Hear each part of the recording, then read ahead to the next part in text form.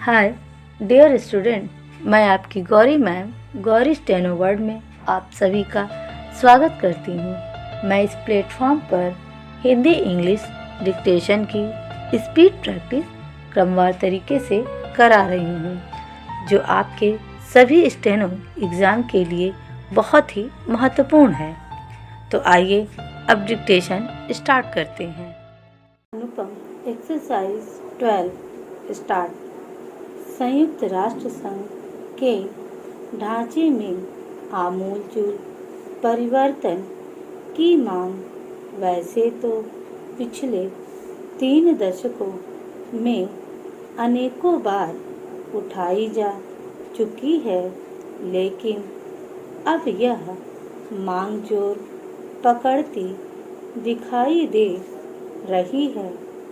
कई देशों के राजदूतों तथा भारतीय नेताओं ने इस संगठन के ढांचे को अधिक प्रजातांत्रिक बनाने तथा सुरक्षा परिषद के मुकाबले संयुक्त राष्ट्र महासभा को अधिक अधिकार सौंपे जाने पर बल दिया है।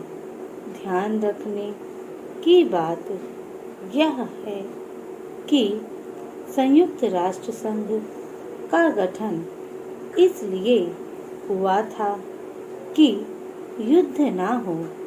इसके पहले लीग ऑफ नेशंस संगठन था, जो इस उद्देश्य में विफल हो चुका था। लीग ऑफ नेशंस के रहते हुए भी द्वितीय विश्व युद्ध के दौरान जो तबाही हुई, उसी चिंता और चिंतन के फलस्वरूप 24 अक्टूबर 1945 को संयुक्त राष्ट्र संघ अस्तित्व में आया। इसके चार्टर में पहला उद्देश्य यही घोषित हुआ कि अंतर्राष्ट्रीय शांति और सुरक्षा बरकरार रखी जाए। संगठन में सुरक्षा परिषद को केंद्रीय महत्व दिया गया। उसमें मूलतः 5 स्थायी सदस्यों की व्यवस्था की गई। 5 स्थायी सदस्यों अमेरिका, सोवियत संघ, ब्रिटेन, फ्रांस और चीन को वीटो पावर निषेधाधिकार से संपन्न किया गया, ताकि फिर किसी विश्व युद्ध की पुनरावृत्ति नहीं हो।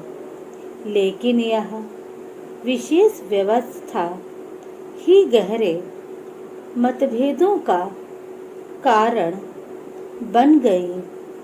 प्रारंभ में अमेरिका ने चीन को स्थायी सदस्य मानने के बजाय फार्मोसा को चीन मानकर उसे सुरक्षा परिषद में बिठाए रखा।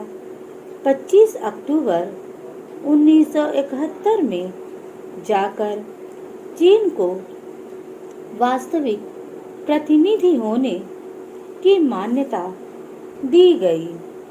इसके पूर्व भी सुरक्षा परिषद के ढांचे को बदलने की मांग बराबर उठती रही थी।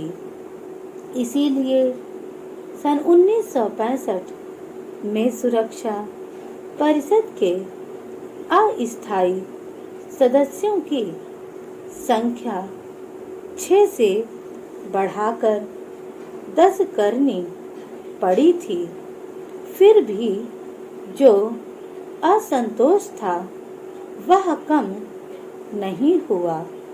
वस्तुतः संयुक्त राष्ट्र संघ में सुरक्षा परिषद के स्थायी सदस्यों को वीटो पावर और परिषद की केंद्रीय भूमिका को लेकर सदस्य देशों को मुख्यतः दो शिकायतें रही हैं।